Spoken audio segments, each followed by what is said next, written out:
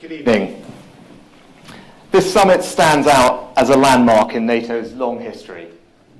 We arrived here faced with a more volatile and dangerous world, a mechanised war in Europe on a scale not seen since 1945, and increasing aggression from authoritarian states challenging our security in Europe and beyond. But as we leave Vilnius, we are more confident and more united than ever. And let me set out 3 reasons why this is the case.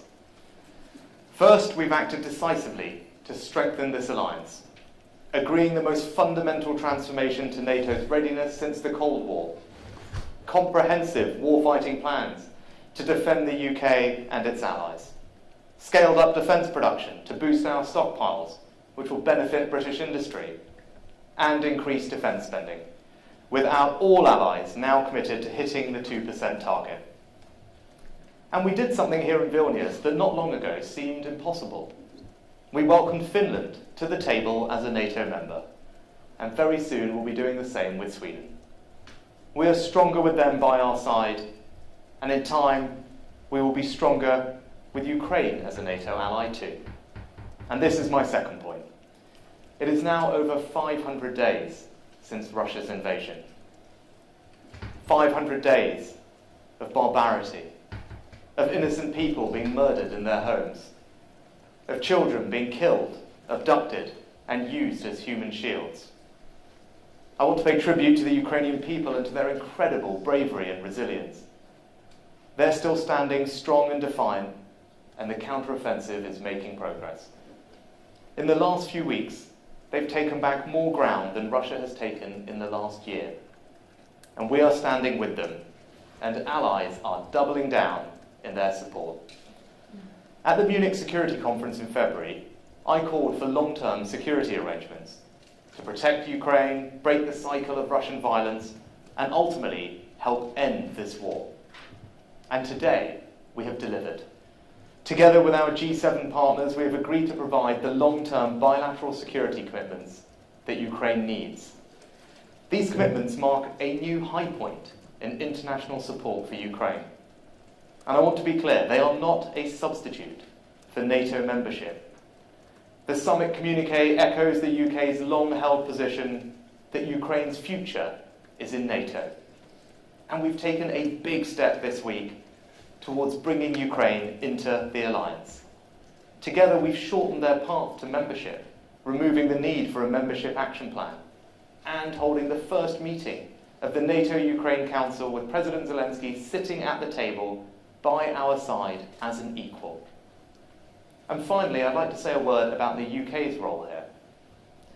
I was struck once again this week by just how valued our contribution is. The British people should know that, and they should be proud. We are the leading European contributor to NATO. We were one of the first to hit the 2% target, and now we're moving towards 2.5%. We spend more than 20 other NATO countries combined. But it's about much more than that. It's about our incredible armed forces across land, air, and sea. We're one of the only countries that contributes to every NATO mission, with RAF jets patrolling the eastern flank, troops on the ground in Estonia and Poland as part of NATO's enhanced forward presence, and the Royal Navy, including our 2 aircraft carriers, providing around a quarter of NATO's maritime capability. It's about our deep partnerships. With Japan and Italy, we're producing a 6th-generation fighter through our Global Combat Air Programme. And with AUKUS, we're working with Australia and the US to build some of the most advanced nuclear-powered submarines the world has ever known. And it's about leadership. We've led the way on Ukraine, moving first on tanks and long-range missiles, training their troops for the counter-offensive. And just today, I've announced we're providing more ammunition, 70 more combat vehicles, as well as a new rehabilitation centre for injured Ukrainian veterans. We're moving forward with the Combat Air Coalition, and the UK starts training Ukrainian pilots next month. And we're using our leadership and technology to keep NATO at the cutting edge, hosting the European headquarters of the Defence Innovation Accelerator in the UK, and holding the first global summit on AI safety later this year. The United Kingdom has been there since the start of this alliance. In 1948, in the hope of avoiding another devastating war, we joined together with a handful of allies to pledge that we would come to one another's defence. That pact was the seed of the North Atlantic Treaty. 75 years later, faced with new threats in Europe, NATO is more important than ever. It has proved itself to be the most successful alliance in history. And this week, we've shown once again that the UK is at its heart. Thank you. We'll take some questions from the media. If I could start with the BBC, please. Thanks very much, Prime Minister. Ben Wright from the BBC. Do you agree with your Defence Secretary, Ben Wallace, that people want to see a bit of gratitude from Ukraine for the military help they're getting from the West? And closer to home, will government departments have to make cuts elsewhere to fund higher pay rises for public sector workers? Well, President Zelensky has expressed his gratitude for what we've done on a number of occasions, and not least in his incredibly moving address that he made to Parliament earlier this year, and he's done so again to me, as he has done countless times when I've met him. So I know he and his people are incredibly grateful for the support the UK has shown, the welcome that we've provided to many Ukrainian families, but also the leadership that we've shown throughout this conflict, as I mentioned, often being the first to move support forward, whether it was with the provision of tanks or indeed long-range weapons. And I'd say he's enormously grateful for that. But people across Ukraine are also fighting for their lives and freedom every single day, and they're paying a terrible price for it. So I completely understand Volodymir's desire to do everything he can to protect his people and to stop this war, and we will continue to give him the support that he needs. With regard to public sector pay, what I've said previously is that we'll be guided by a couple of principles. The first is fairness. Fairness for our public sector workers, because we want to make sure that they're rewarded fairly for their hard work, but also fairness for taxpayers, who ultimately have to foot the bill for pay rises. And the other thing we'll be guided by is responsibility. I think everyone knows the economic context that we're in, and we need to make sure that government decisions, particularly when it comes to not borrowing more, are made responsibly so that we don't fuel inflation, make it worse, or last for longer. So those are the things that we'll be guided by: fairness and responsibility.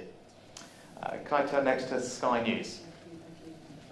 Thank you, Prime. Just quickly following up on Ben Wallace's remarks, he also likened NATO allies to being like Amazon giving delivery of weapons and protections for the Ukrainians. Are you worried that that might offend President Zelensky, who you have a good relationship with? And just following up on President Zelensky and your talks today, you talked clearly about full NATO membership in the future. Once this war is over, do you think that accession will happen quickly in the way, the sort of timeline that it did with Finland and now Sweden? So how quickly do you see that membership happening? And you've had a very successful summit, but back home it's tough. You're 20 plus points behind in the polls. You could face 3 by-election defeats next week. And all of your 5 pledges are in doubt. Now, you're a Prime Minister who doesn't like to promise what he cannot deliver. Are you beginning to worry that you have over-promised domestically and that you could be punished at the ballot box, not just next week, but in a general election too? Thank you.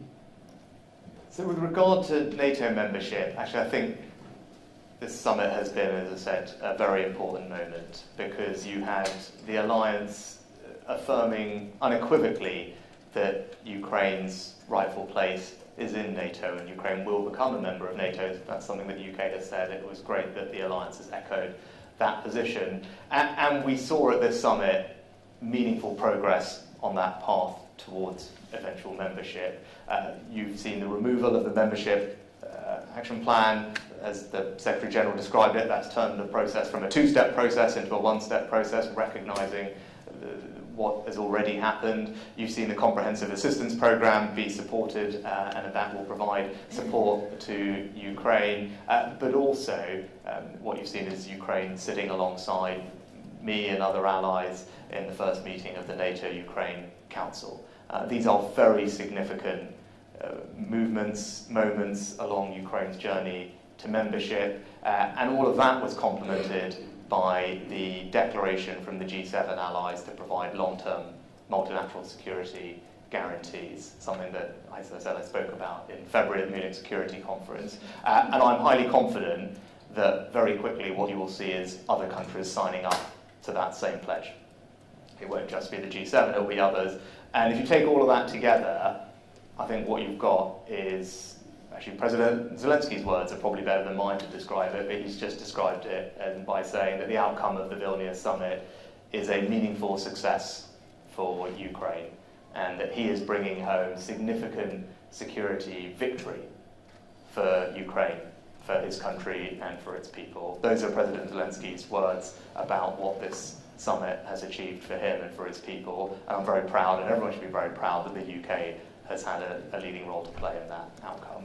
And with regard to your other question, Ben, all I'd say is, look, I am absolutely laser focused on delivering for the British people. You know, their priorities are my priorities.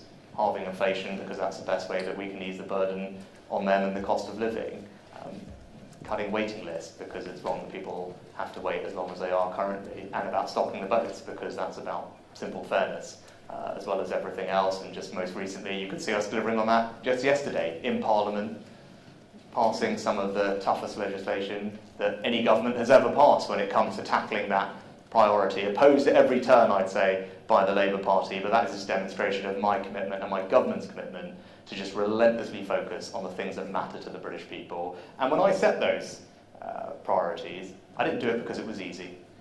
And you talk about promise and delivery. I did it because they were the right things to focus on, and I am ambitious for the country, and I'm ambitious for what I want to achieve for people. So it's right that I set ambitious priorities and targets, and it's right that we strain every sinew to meet them, and that's what I'm doing. Next, Bloomberg. Thank you, Kitty Donaldson from Bloomberg. Prime Minister, do you foresee Ukraine joining, acceding to NATO within a year of a ceasefire? And secondly, on the economy, if I may, some economists are calling on you to temporarily raise taxes to tame inflation. Do you accept that raising taxes helps to cut inflation? And what's your message to Tory MPs who want you to do the opposite? I think, look, on Ukraine membership of NATO, I just probably point you back to what I've just said in detail about how this is going to work and what the summit represents as a very significant moment on the journey towards membership, and when conditions allow, membership will happen. I think that is very clear from today's summit that people's view is Ukraine will and should be a member of NATO. That's what you've heard loud and clear coming out of this summit, and you've kind of heard what I said that President Zelensky's view about what the summit has achieved as well. With regard to combating inflation, as I said earlier in my comments on public sector pay, it's important that government has a responsible approach to fiscal policy in order to complement what the Bank of England is doing on monetary policy, so that we can halve inflation on its way back down to its long-term target. Now, all the decisions that we make are going to be guided by that. There's lots of things the government always has to balance, but as I said, we've got an upcoming decision on public sector pay, and we'll make sure that we make that decision by being fair to everybody, both taxpayers and public sector workers, but also by being responsible with the public finances and not needlessly borrowing more, because that will fuel inflation and make the situation worse and last longer. We don't want to see that, and that's the sense. We're going to stick to the course because that is the country's #1 priority, going back to what Beth said, and I'm laser focused on delivering it. Next, we go to the Daily Express. Thank you, Prime Minister. One of President Putin's allies has suggested that this increased security package could actually lead to World War III. Is that an assessment you'd agree with? No, I think, as you said, Putin's allies. You say, look, I think the only person who's responsible for this conflict is President Putin. Right? President Putin has engaged in an unprovoked and illegal invasion of another country, violating their territorial integrity and sovereignty. That is a flagrant breach of international law and the UN Charter. Those are principles which not just us, but countries around the world think are important to uphold. And you've seen that in the widespread condemnation in the United Nations for his actions, and you saw it today at the summit and with with the things that were said there. So the person who can quickly end this war is President Putin by withdrawing his forces, recognising that what he's doing is wrong. He's inflicting untold misery on millions of people, and we are going to continue to support Ukraine for as long as it takes to end the suffering and make sure that they can have their sovereignty and freedom back, because that's the right thing to do. And lastly, if I just go to the Sun, if we've got time. Thank you. Jack Elson from The Sun. Can you be crystal clear? Would you have made the remarks that Ben Wallace did? And secondly, do you think the BBC presenter should resign so that we can try and move on from this? Look, as I've already addressed the point about Ben Wallace's remarks, and more broadly, as I said, I think President Zelensky, President Zelensky has repeatedly expressed his gratitude to me and to the British people, and indeed other allies as well. He did it very movingly in Parliament when he was in the UK earlier this year. He continues to be grateful for our support and our leadership, and the welcome that we've extended to many Ukrainian families. I think everyone can see that that's how he feels. And with regard to the BBC, I think as you'll be aware, I think the police have asked the BBC to suspend their inquiry whilst they do their assessment, and I think it's right that we let that continue. As I said, I personally was concerned by the allegations. They are serious, and it's right that they are investigated swiftly and vigorously. I'm glad that that's happening, and we should let that continue and conclude. Perfect. Good. Thanks very much, everyone.